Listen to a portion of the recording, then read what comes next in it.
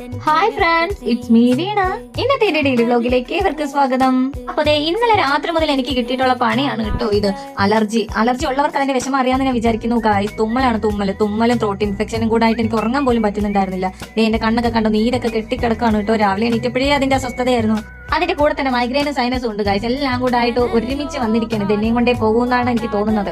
രാവിലെ എണീറ്റപ്പോൾ ഉള്ള ക്ലൈമറ്റ് ആയിരുന്നു കേട്ടോ ഇത്. മഴ ഉണ്ടോന്ന് വെച്ചാൽ മഴയില്ല, എന്നാൽ വെയിലുണ്ടോന്ന് വെച്ചാൽ വെയിലുമില്ല. അങ്ങനത്തെ ഒരു അന്തരീക്ഷമാണ് കേട്ടോ. മൂടി കെട്ടി കിടക്കായിരുന്നു കാർമേഘങ്ങളൊക്കെ.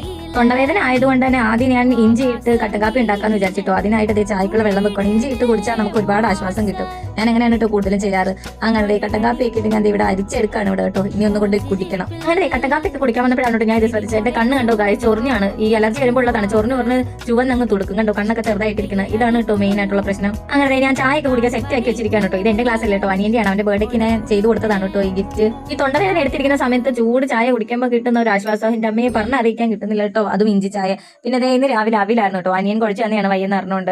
അങ്ങനെ അവിലും പിന്നെ എന്റെ ചായയും നമ്മൾ ഇവിടെ എടുത്തിട്ടുണ്ട്. അപ്പൊ ഇന്നല്ലേ മുഹറത്തിന്റെ അവധി. അപ്പൊ അനിയന്മാർ ഇവിടെ ഉണ്ട് കേട്ടോ. അങ്ങനെ ഞങ്ങളൊക്കെ ഇരുന്ന് ഇവിടെ ടി വി ആണോ, ചായയും കുടിച്ചിട്ട് ടിവിയും കാണാൻ ഇവിടെ. പിന്നെ രാവിലെ അമ്മ ജോലിയൊക്കെ ഒതുക്കി വെച്ചിട്ടാണ് കേട്ടോ പോകുന്നത്. ചോറൊക്കെ വെച്ചിട്ട് പോകും. അതുകൊണ്ട് എനിക്ക് പ്രത്യേകിച്ച് പണിയൊന്നും ഇല്ല കേട്ടോ ശരിക്കും പറഞ്ഞാൽ. നമ്മുടെ കുഞ്ഞുമണി ഇവിടെ നിൽപ്പുണ്ട് കേട്ടോ. കുഞ്ഞുമണിയുടെ മുടിയൊക്കെ ഞാൻ അപ്പുറം ഒക്കെ കെട്ടി വെച്ച് കൊടുത്തേക്കാണ് കേട്ടോ. പിന്നെ മാലയും കമലും ഒക്കെ ഊരി വെച്ചിരിക്കണം. അതാണ് കേട്ടോ ഇങ്ങനത്തെ കൊല്ലം. പിന്നെ കുഞ്ഞുമണിക്ക് കുറഞ്ഞ കുറുമ്പൊന്നും അല്ലല്ലോ, കുറച്ച് കൂടുതലായതുകൊണ്ടാണ്. പിന്നെ ഇങ്ങനെ ഇരുന്നപ്പോഴത്തേക്ക് എനിക്ക് ബിസ്ക്കറ്റ് കഴിക്കണമെന്ന് തോന്നി കേട്ടോ. അങ്ങനെ അനിയൻ പോയി വാങ്ങിക്കൊണ്ട് വന്നതാണ്. ഒരു മിൽക്കിയും ടൈഗറും പിന്നെ ഓറിയോയും ഉണ്ട് കേട്ടോ. പാവം കേട്ടോ, എനിക്ക് കഴിക്കണമെന്ന് തോന്നിയപ്പോഴേ വാങ്ങിക്കൊണ്ട് വന്നിട്ടുണ്ടായിരുന്നു. അങ്ങനെ കുറച്ച് നേരത്തെ കുറുമ്പും കുസൃതി ഉച്ചക്കത്തെ ഫുഡൊക്കെ കഴിച്ചിട്ട് കുഞ്ഞുമണി ഇവിടെ കുഞ്ഞുമണിയുടെ പിങ്ക് പാന്തറിനെയും കൊണ്ട് ഉറക്കമാണ് കേട്ടോ. ഇതാണ് കുഞ്ഞുമണിയുടെ ബെസ്റ്റി. അങ്ങനെ കുഞ്ഞുമണീനെ ഉറക്കിയിട്ട് ഞാനും ഒന്ന് മയങ്ങാന്നുള്ള വിചാരത്തിൽ കിടന്നിട്ടുണ്ട് കേട്ടോ. അപ്പൊ ഇതൊക്കെയായിരുന്നു നമ്മുടെ കുഞ്ഞു ബ്ലോഗ്.